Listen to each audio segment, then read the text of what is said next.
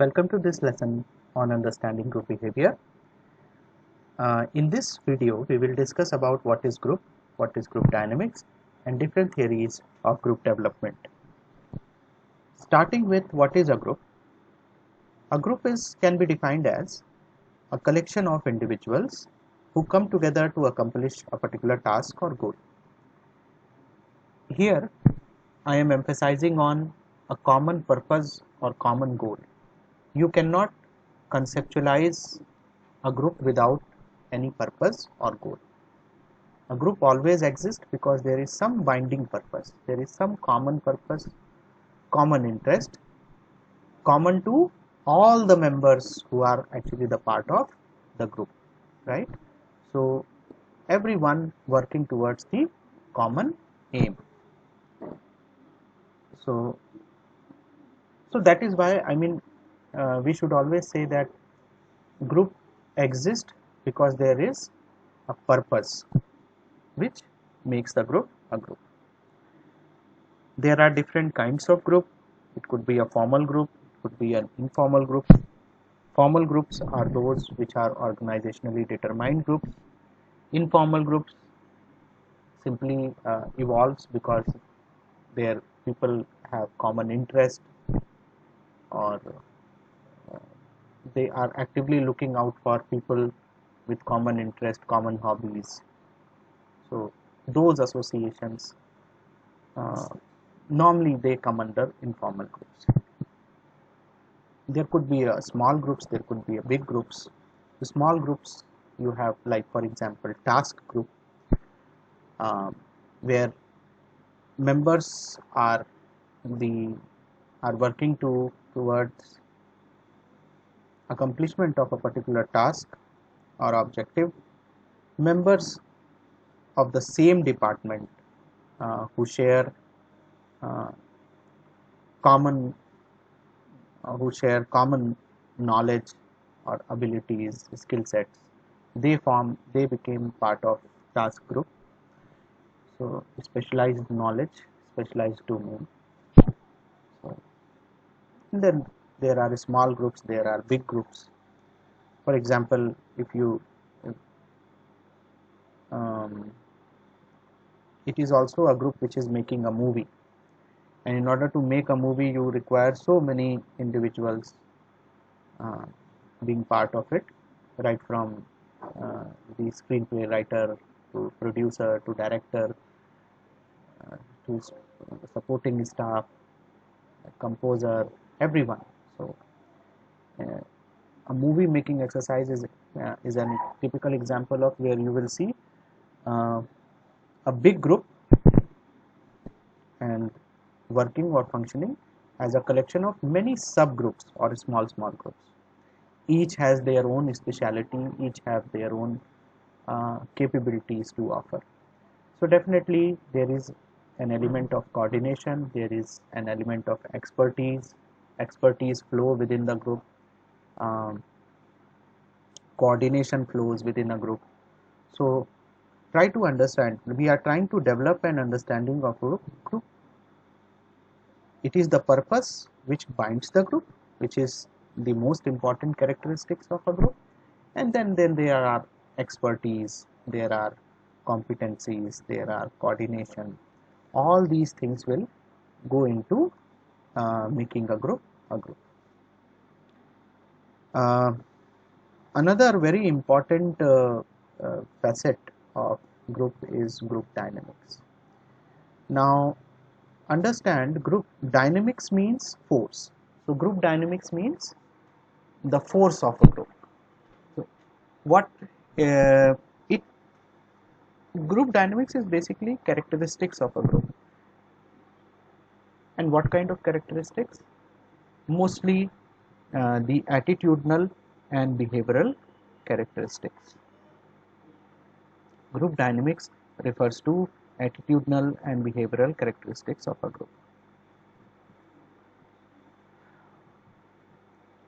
So attitude has to do with evaluation. So how members perceive each other, how they perceive other groups, how other groups perceive them. This will come under the attitudinal characteristics of a group, right? So and definitely group dynamics has to do with some kind of um, standards, common standards which every member would look up to.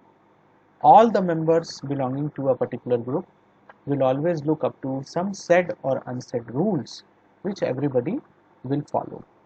So those rules, this particular characteristics of a group is called group dynamics.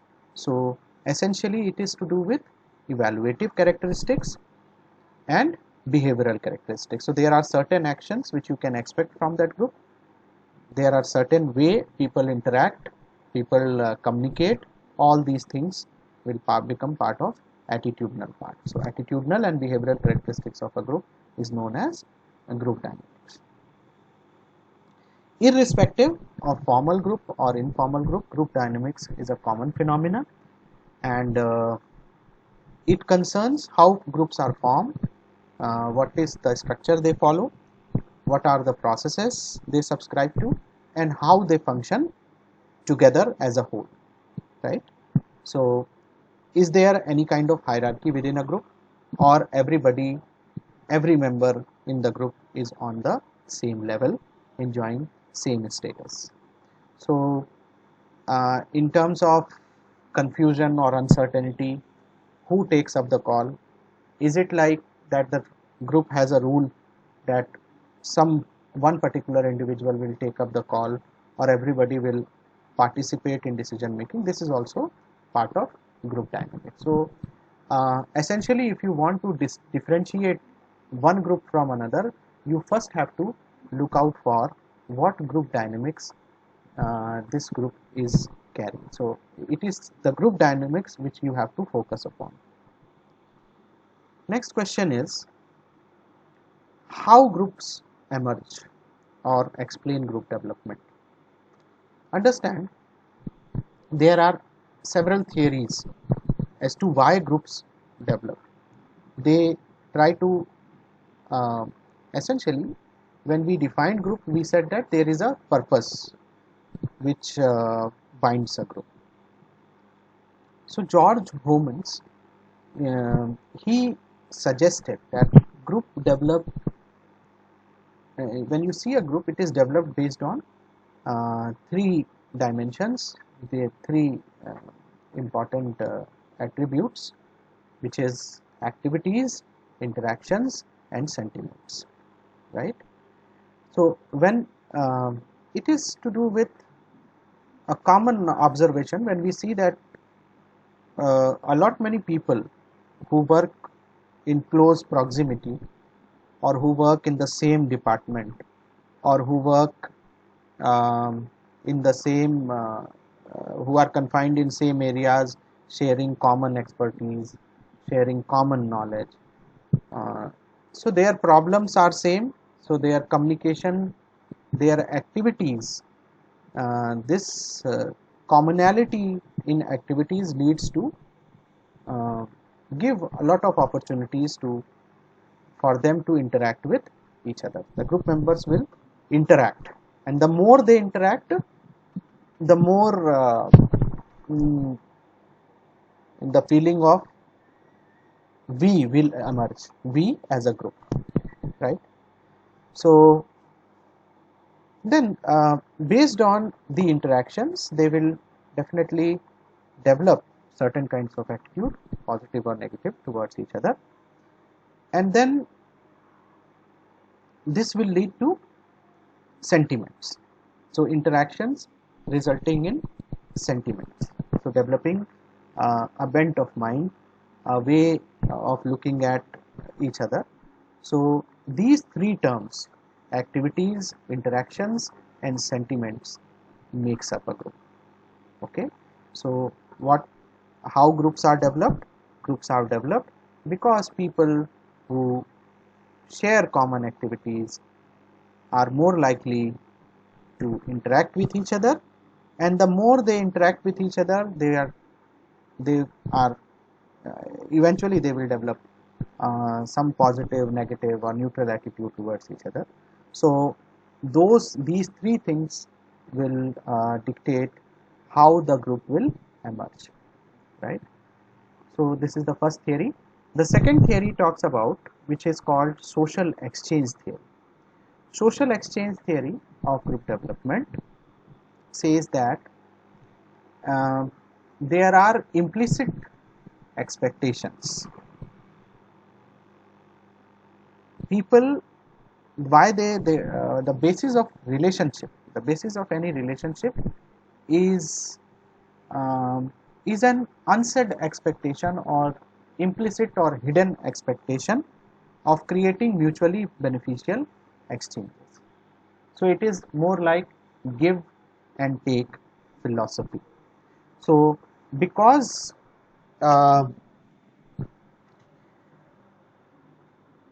because you get into a relationship because you expect some benefit out of it, so that is why people form group.